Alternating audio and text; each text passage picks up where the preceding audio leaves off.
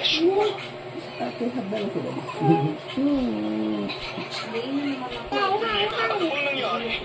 Okay lang kaya ang tawag sa iyo? Nagkaroon ba sila ng hindi pagkakaintindihan sa Davao? Isang kaligalati. Siguro ito siya. Ay, gaano pa mga namin ang pag-ayos nila?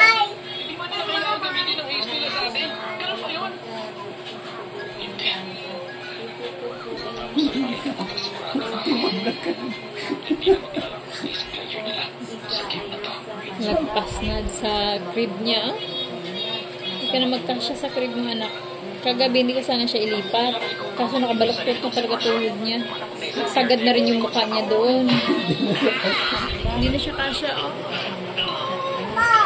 Gusto pa rin mag-crib.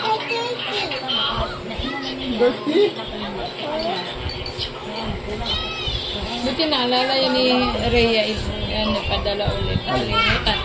Pinabalot namin yung ketchup. Paghatid. Nakalimutan na naman ni Mama.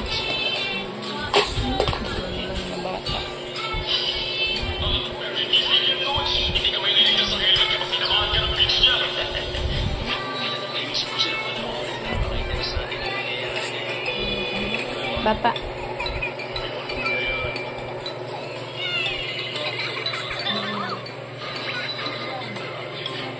Scarlett.